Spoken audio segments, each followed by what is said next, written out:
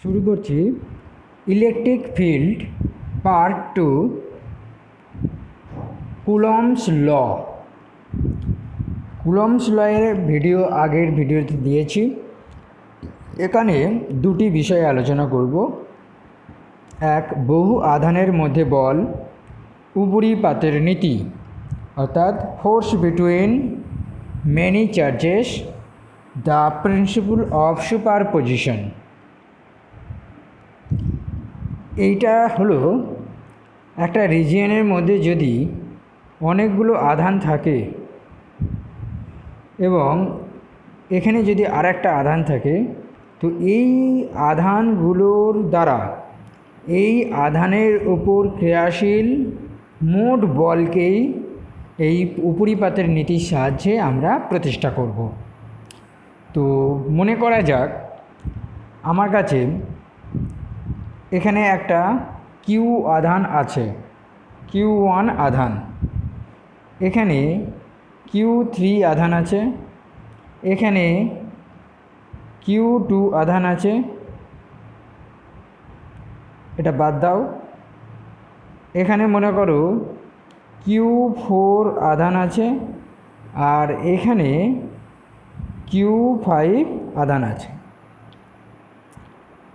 তো আমি এটার নাম দিচ্ছি P1 বিন্দু, এটা P2 বিন্দু, এটা P3 বিন্দু, এটা P5 বিন্দু, আর এটা হচ্ছে P4 বিন্দু।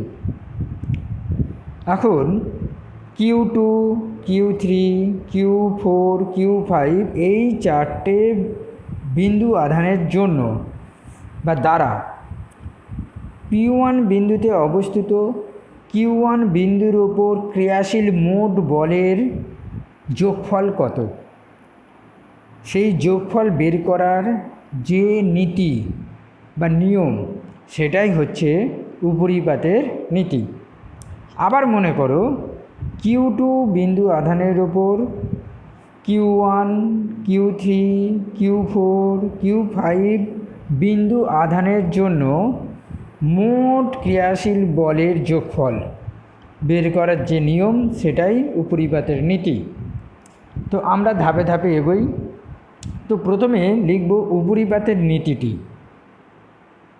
নীতিটা কি না, নীতি হচ্ছে একটি নির্দিষ্ট আধানের ওপর, আমার এখানে P1 বিন্দুতে Q1 বিন্দু আধান, তো এই Q1 বিন্দু আধানের ওপর অন্যান্য আধানের দ্বারা মোট প্রযুক্ত বলের ভেক্টর যোগফল, এটাই হচ্ছে উপরিপাতের নীতি। তার নীতিটা লিখে নিচ্ছি। নীতিটি হলো একটি নির্দিষ্ট আধানের উপর, আমার এখানে Q1 আধান, মোট বল অন্য আধানগুলির জন্য, অর্থাৎ Q2, Q3, Q4, Q5 মোট প্রযুক্ত বলগুলির ভেক্টর যোগফল, অর্থাৎ Q1 আধানের ওপর মোট বল অন্যান্য আধানগুলির দ্বারা প্রযুক্ত বলের ভেক্টর যোগফলই হচ্ছে উপরিপাতের নীতি। তো আমরা এর ডেরিভেশন বা এক্সপ্লেনেশন করে দেখাচ্ছি। কি লিখলাম? P1, P2, P3, P4, P5 dot dot দিয়েছি, মানে আরও অনেক আছে। বিন্দুগুলিতে যথাক্রমে Q1, Q2, Q3 আধান আছে। P1 বিন্দুতে অবস্থিত Q1 বিন্দু, অর্থাৎ এই বিন্দুটি, এর উপর মোট বল হবে F1। সেই F1টা কি, আমি আগে কিভাবে লিখছি সেটা একটু লক্ষ্য রাখো।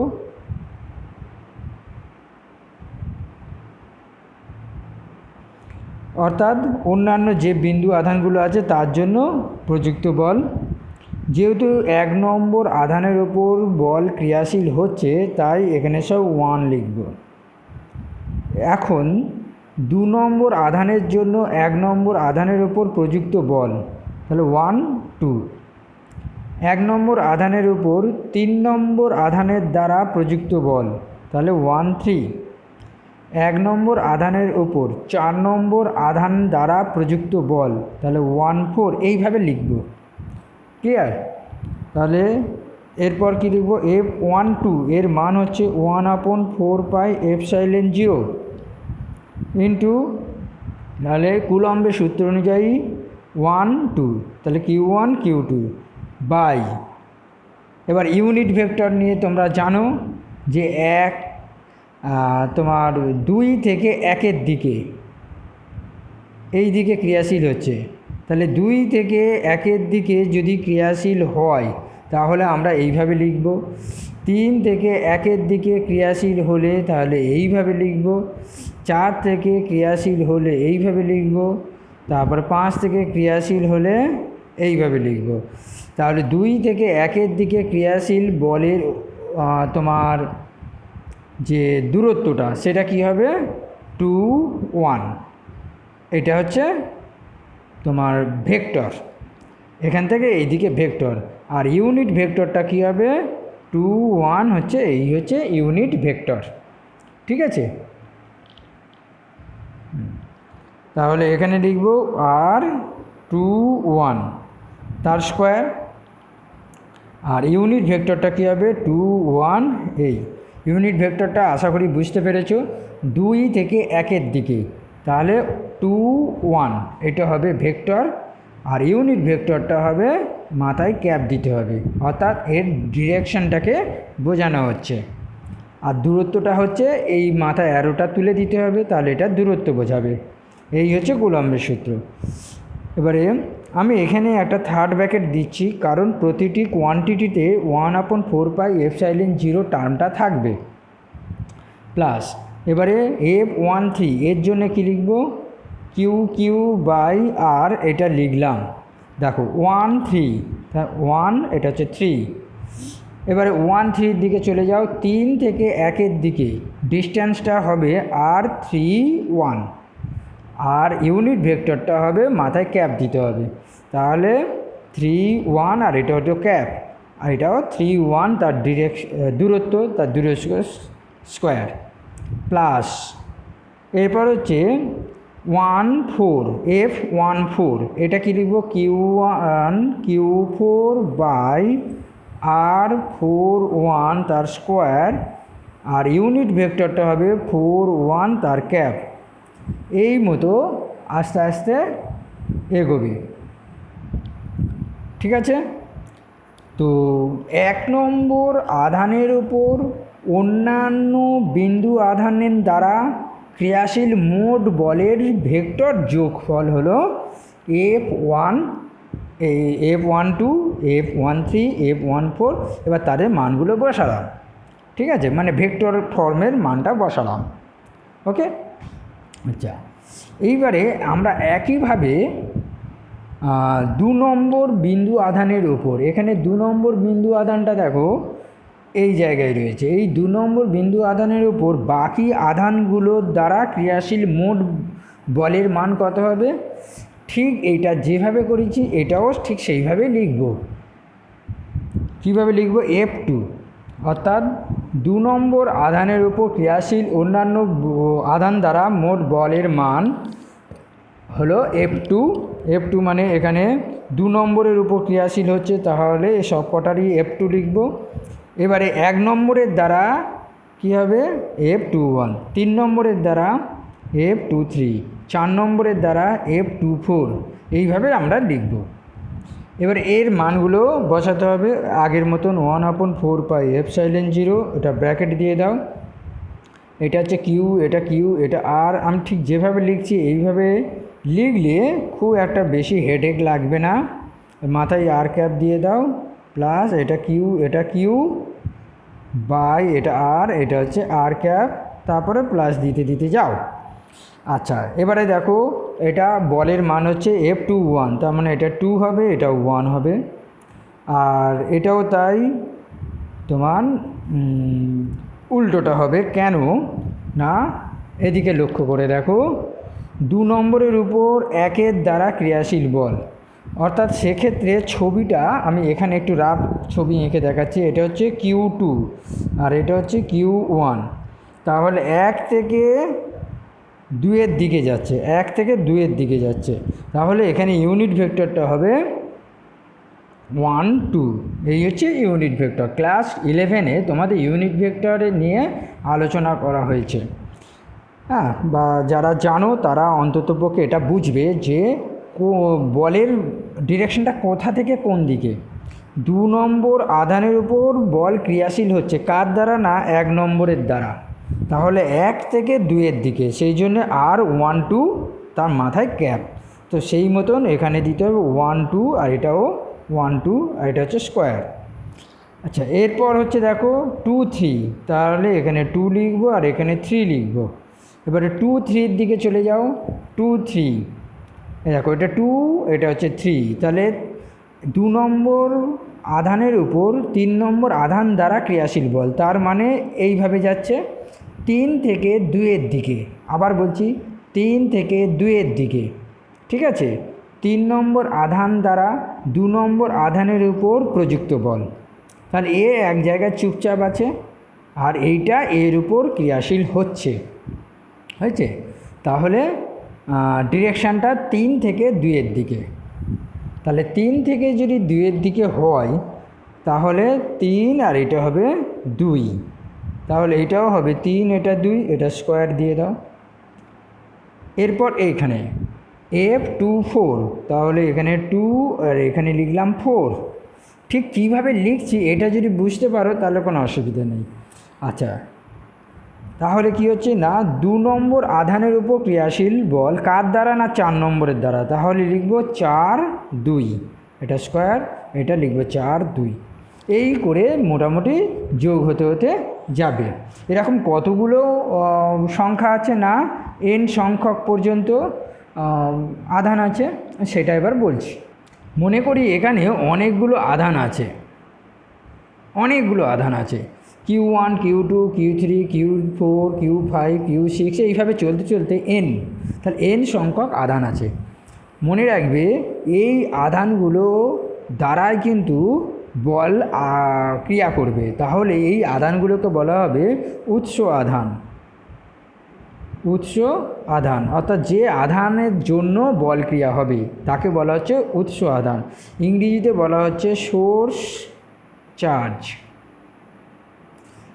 আর মনে করি এই জায়গায় একটা আধান আছে যার নাম, যে আধানটা হচ্ছে Q0। এই আধানের উপর বল ক্রিয়া হবে। পরিষ্কার কথা বলছি, Q0 আধানের উপর বল ক্রিয়া হবে। কারা বল ক্রিয়া করবে? না এই যে n সংখ্যক আধান আছে, এই আধানগুলোর জন্য বল ক্রিয়া হবে। এই আধানগুলোকে বলা হবে সোর্স চার্জ। আর যার উপর বল ক্রিয়া হবে তাকে বলা হবে টেস্ট চার্জ। অর্থাৎ যার উপর বল প্রযুক্ত হবে তাকে বলা হবে টেস্ট চার্জ। বাংলায় বলা হবে পরীক্ষাধীন আধান, ঠিক আছে, এটাকে বলা হবে পরীক্ষাধীন আধান। তাহলে এইখানে আমরা যেটা একে একে সব বার করছি, এইটার একটা জেনারেল ফর্ম আমাদের বার করতে হবে। এইটা তো গেল 1 নম্বর আধানের উপর প্রযুক্ত মোট বল, এটা 2 নম্বর আধানের উপর প্রযুক্ত মোট বল।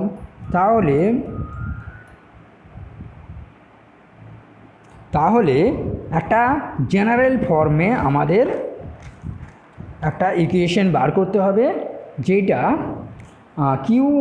Q0 আধানের উপর, অর্থাৎ এই টেস্ট চার্জ আধানের উপর অন্যান্য যে সকল আধানগুলো আছে তাদের জন্য ক্রিয়াশীল মোট বলের একটা সামাপ, সেটা আমরা বের করব। তাহলে এখানে কি লিখতে পারি? না Q0 আধানের উপর যদি মোট বল F হয় তাহলে কি লিখব? অর্থাৎ Q0 আধানের উপর মোট ক্রিয়াশীল বল F হলে সেখানে আমরা লিখব F ইকুয়াল টু F1, আমরা আগের পেজে যে F1 পেয়েছি, F2, তারপর আস্তে আস্তে এইভাবে F3 বেরোবে, এইভাবে চলল, ঠিক আছে। তাহলে এদের মোট সামাপ কী হবে? অর্থাৎ সব কটা যদি n সংখ্যক পর্যন্ত এন সংখ্যক পর্যন্ত প্রত্যেকটা আধানের দরুন ক্রিয়াশীল বলের মান যদি আমরা বার করি তাহলে এটা দাঁড়াবে 1 নম্বর আধান থেকে n নম্বর আধান পর্যন্ত। এটা হচ্ছে 1 নম্বর আধান আর এটা হচ্ছে n সংখ্যক আধান। এই 1 থেকে n পর্যন্ত প্রত্যেকটা আধানের উপর ক্রিয়াশীল মোট যোগফলটাই হবে Fn। হয়েছে? আচ্ছা, তাহলে এর পরিমাণটা কী হবে? 1/4πε0 সাম আপ n এর মান 1, এটা n এর মান 1 থেকে শুরু করে n পর্যন্ত। এটা কিউ, এটা কিউ বাই আর আর এইভাবে আমি লিখছি।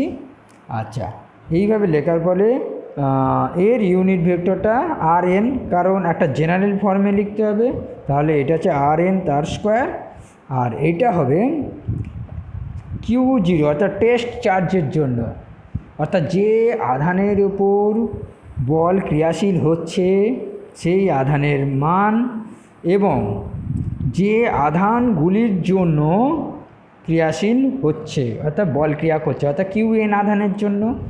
ঠিক আছে, এই Qn এর মান অর্থাৎ n এর মান হবে 1, 2, 3, এইভাবে মানগুলো বিভিন্ন মান বসালে আমরা F1, F2, F3 আলাদা আলাদা করে পাবো এবং মোট সামাপটা পেয়ে যাব। এটাই হচ্ছে উপরিপাতের নীতির জেনারেল ফর্মুলা অর্থাৎ সূত্রের গাণিতিক রূপ। তো এখানে শেষ কথাটা লিখতে হবে, অর্থাৎ এখানে n-তম আধান থেকে মানে এই আধান থেকে এই আধানের দূরত্ব হচ্ছে Rn, এই যে Rn দূরত্ব, এই যে দূরত্ব বলেছে Rn এবং ইউনিট ভেক্টরটা হচ্ছে Rn ক্যাপ। ক্লিয়ার? এবার আমরা আলোচনা করব 2 নম্বর আইটেম, নিরবচ্ছিন্নভাবে বণ্টিত আধানের জন্য বল। আমরা আগে আলোচনা করেছি চার্জের 3টে প্রিন্সিপাল আছে, তার মধ্যে একটা প্রিন্সিপাল হচ্ছে কোয়ান্টাইজেশন। কোয়ান্টাইজেশনটা কী ছিল না, সবচেয়ে ন্যূনতম চার্জ হচ্ছে ই। কোনো একটা আহিত বস্তুতে মোট চার্জ যদি কিউ হয় তাহলে এই কিউ হবে ই এর একটা এন গুণ, আর এই এন হচ্ছে একটা ইন্টেজার, মানে হচ্ছে পূর্ণ সংখ্যা। অর্থাৎ যে কোনো একটা আহিত বস্তুতে মোট আধানের পরিমাণ হবে ই আধানের সরল গুণিতক। ঠিক আছে, এই প্রিন্সিপালটাকে বলা হচ্ছে কোয়ান্টাম থিওরি, মানে কোয়ান্টাইজেশন থিওরি বলা হয়। কোয়ান্টাইজেশন এর একটা বিশেষ ধর্ম। তো আধান কোয়ান্টাম আকারে থাকে। ঠিক আছে, তো এই যে বস্তুটা আহিত বস্তু, মোট আধান হচ্ছে কিউ, সবচেয়ে কম বা নিম্নমানের যে আধান ইলেকট্রনের আধান তার এন গুণিতক। তো মনে করি একটা তার আছে, এই তারে মোট আধান হচ্ছে কিউ, তাহলে এই তারে যে আধানগুলো রয়েছে সেগুলো একটা নির্দিষ্ট নিয়মে বণ্টিত আছে। এবার মনে করো একটা হচ্ছে লোহার পাত আছে, পাতলা পাত আছে, তাতেও একটা আধান আছে, কিউ আধান আছে। সেখানে আধানগুলো কিভাবে আছে, এই চারিদিকে ছড়িয়ে ছিটিয়ে আছে। এক্ষেত্রে আছে সরলরৈখিকভাবে, এক্ষেত্রে আছে এই তলের উপর আছে। এবারে মনে করো একটা হচ্ছে গোলক নেওয়া হলো, সলিড নিরেট, একটা নিরেট গোলক নেওয়া হলো। এই নিরেট গোলকে প্রচুর পরিমাণে আধান আছে, সেই আধানের পরিমাণ হলো কিউ। তাহলে এখানে যে আধানগুলো রয়েছে সেটা একটু অন্যভাবে ছড়িয়ে ছিটিয়ে আছে। তো এই সম্বন্ধে আমরা একটু পড়ব, সেটা হচ্ছে যে নিরবচ্ছিন্নভাবে বণ্টিত আধানের জন্য বল অর্থাৎ কন্টিনিউয়াস চার্জ ডিস্ট্রিবিউশন, অর্থাৎ যে তিনমাত্রিক, একমাত্রিক হচ্ছে দৈর্ঘ্য আকারে, দ্বিমাত্রিক হচ্ছে পাত আকারে, তিনমাত্রিক হচ্ছে গোলক আকারে অর্থাৎ আয়তন হিসাবে আছে। তাহলে এই প্রতিটি ক্ষেত্রে আধানের বণ্টনটা আলাদা আলাদাভাবে হবে। ঠিক আছে, তো সেই নিয়ে আমরা একটু আলোকপাত করছি। দেখো, এই চার্জ ডিস্ট্রিবিউশন সাধারণত 3 রকমভাবেই হয়। 3টি দেশ, মানে একমাত্রিক দেশ, দ্বিমাত্রিক দেশ আর ত্রিমাত্রিক দেশ। 1 ডাইমেনশনাল, 2 ডাইমেনশনাল এবং 3rd মানে 3 ডাইমেনশনাল। একমাত্রিক ডাইমেনশনালে এল দীর্ঘ রেখা বরাবর, একে বলা হবে রৈখিক অর্থাৎ দীর্ঘ রেখা বরাবর যে আধানগুলো থাকবে তাদের বন্টনকে বলা হবে রৈখিক আধান বন্টন। সেই রকম এস তলের মধ্যে এটা হচ্ছে রৈখিক, এটা হচ্ছে এস তল, এটা হচ্ছে এস তল, মানে এর ক্ষেত্রফল হচ্ছে এস। তাহলে এখানে যে আধানগুলো বন্টন হবে তাকে বলা হবে ক্ষেত্র আধান বন্টন। আর এইটার ক্ষেত্রে হবে তোমার মনে করো একটা ঘনক আছে সলিড, এটা হচ্ছে সলিড একটা ঘনক আছে, এর আয়তন হচ্ছে ভি, আয়তন ভি, আর এর দৈর্ঘ্য হচ্ছে এল। তো এই আয়তন ভি আয়তনের একটা সলিড বস্তু আছে, আয়ত বস্তু, তার মধ্যে যে আধানগুলো বন্টিত আছে তাকে বলা হবে আয়তন আধান বন্টন। ঠিক আছে, তো এদেরকে আমরা কিভাবে ডিফাইন করব বা কিভাবে লিখব সেটা দেখাচ্ছি। খুব গুরুত্বপূর্ণ বিষয়, এই ব্যাপারটা একটু ক্লিয়ার করার চেষ্টা করবে যে রৈখিক আধান ঘনত্ব হচ্ছে ল্যামডা দিয়ে প্রকাশ করা হয়, তলমাত্রিক আধান ঘনত্বকে সিগমা দিয়ে প্রকাশ করা হয়, আয়তন মাত্রিক আধান ঘনত্বকে রো দিয়ে প্রকাশ করা হয়। এবারে যাচ্ছি আসল কথায়। তো এই আধান ঘনত্ব বলতে কি বোঝায়, যেহেতু এটা দৈর্ঘ্য বরাবর, মনে করি এখানে মোট আধানের পরিমাণ হচ্ছে কিউ, তাহলে এই ল্যামডা কী হবে না, মোট যে আধান, আর একে যদি আমরা ছোট ছোট অনেকগুলো টুকরো করি, এবং একটা টুকরো যদি একক হিসাবে ধরা হয়, তাহলে এইটুকুনি অংশে কত আধান আছে না এল দিয়ে ভাগ করতে হবে। রৈখিক নিয়মে যেটা ঐকিক নিয়মের যে টঙ্ক আমরা করি না, তো মনে করি এটা যদি 10 সেন্টিমিটার হয় আর 10 মিটার হয়, এটা মনে করো 10 মিটার, আর মোট আধান মনে করো 100, তাহলে 1 মিটারে কত আধান আছে না 100কে 10 দিয়ে ভাগ, সিম্পল, একদম ভেরি সিম্পল। তাহলে lambda equal to Q by L, এটাই হচ্ছে রৈখিক আধান ঘনত্ব। আশা করি বোঝাতে পারছি। আচ্ছা, এখানে মনে করো অনেকগুলো আধান আছে, সেই আধানের পরিমাণ হচ্ছে কিউ। তো মনে করো যে মোট আধানের পরিমাণ হচ্ছে 100 কুলম্ব, আর এস মানে এর ক্ষেত্রফল মনে করো 10 মিটার স্কোয়ার, তাহলে একক ক্ষেত্রফলে কত আধান আছে সেইটাকে বলা হবে সিগমা। তাহলে সেটা হচ্ছে মোট আধানের পরিমাণ আর মোট ক্ষেত্রফল। আশা করি বুঝতে পেরেছ। এবারে চলে যাচ্ছি ত্রিমাত্রিক ভি আয়তনে আয়তন আধান বন্টন। সেক্ষেত্রে আয়তন মাত্রিক আধান ঘনত্বকে বলা হচ্ছে রো। মনে করি মোট আয়তন হচ্ছে 10 মিটার কিউ, আর এখানে মোট আধানের পরিমাণ হচ্ছে কিউ, সেই কিউ আধানের পরিমাণ হচ্ছে 100 কুলম্ব। তাহলে 1 মিটার কিউবে কত আধান আছে না সেইটাকে লেখা হবে রো ইকুয়াল টু মোট আধানের পরিমাণ বাই মোট আয়তন। এই হচ্ছে বেসিক আইডিয়া। অর্থাৎ রৈখিক আধান ঘনত্ব হবে সরল রেখা বরাবর কোনো পেন্সিল, কোনো সরু তার মধ্যে যে আধান বন্টন হবে সেইটাই হচ্ছে lambda equal to Q by L. যদি কোনো প্লেট হয়, কোনো থালা হয়, একটা দ্বিমাত্রিক স্পেস হয়, স্পেস বা রিজিয়ন, এলাকা, এইসব যদি বোঝায় তাহলে সেক্ষেত্রে হবে তলমাত্রিক ঘনত্ব। আর যদি কোনো ভলিউমেট্রিক অর্থাৎ আয়তন সংক্রান্ত হয় তাহলে রো দিয়ে প্রকাশ করতে হবে। এখন আমরা ডেরিভেশনটা করব যে কীভাবে, এই যে মনে করি এখন এইটা দিয়েই আমি বোঝাচ্ছি। এটা একটা সরু তার আছে, এই তারে মোট আধান আছে কিউ। এইবারে কি হচ্ছে না, আমি যে আগে বলেছিলাম যে এখানে যে আধানগুলো আছে এই আধানগুলোকে বলা হবে সোর্স চার্জ, অর্থাৎ সোর্স চার্জ মানে উৎস আধান। আর এখান থেকে আর দূরেতে একটা আধান রাখবো, সেই আধানটার নাম হবে Q0 আধান। ঠিক আছে, তো এই আধানটা হচ্ছে Q0, একে বলা হচ্ছে টেস্ট চার্জ। আর এখানে একটা আধান আছে, এই আধানটাকে বলা হবে সোর্স চার্জ। তাহলে আমি ডেরিভেশনটা করার চেষ্টা করছি, লক্ষ্য করো, একটু পরিষ্কার করেই করছি। মনে করি এখানে মোট প্লাস আধান আছে, টোটাল আধান হচ্ছে প্লাস আধান। ঠিক আছে, আর এখানে একটা ক্ষুদ্র অংশ আমি বেছে নিলাম যার দৈর্ঘ্যটা হচ্ছে ডিএল।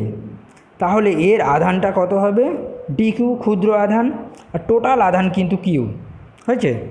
আর এইখানে একটা চার্জ নিলাম, যে এখানে একটা পয়েন্ট নিলাম এবং এখানে একটা টেস্ট চার্জ রাখলাম, টেস্ট চার্জ।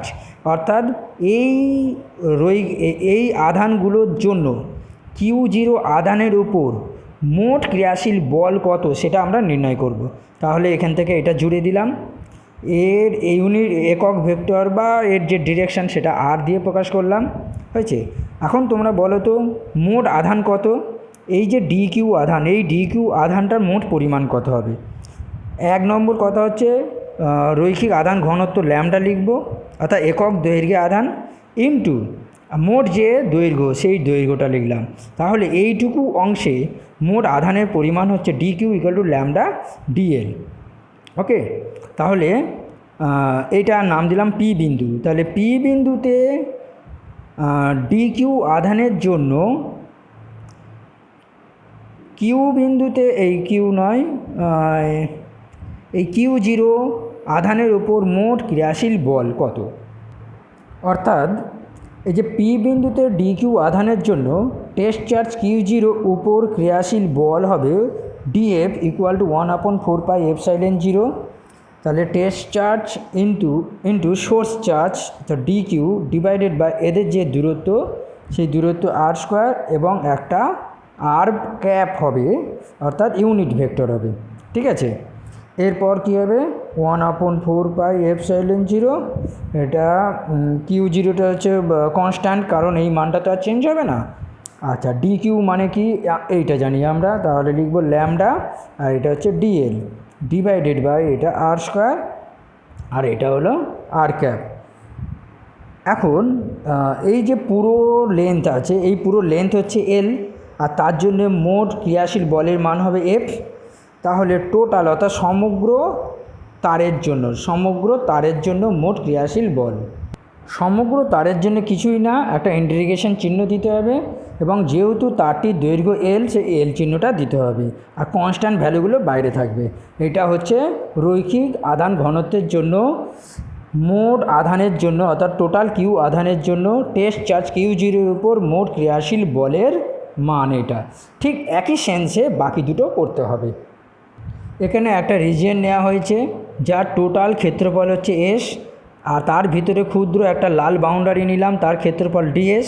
ওই ডিএস ক্ষেত্রফলে মোট আধান হবে তলমাত্রিক আধান ঘনত্ব সিগমা ইন্টু এই ডিএস ক্ষেত্রফল। ক্লিয়ার? একইভাবে আমরা এই জিনিসটাই লিখব এবং একই সেন্সে আমরা ইন্টিগ্রেশন করব।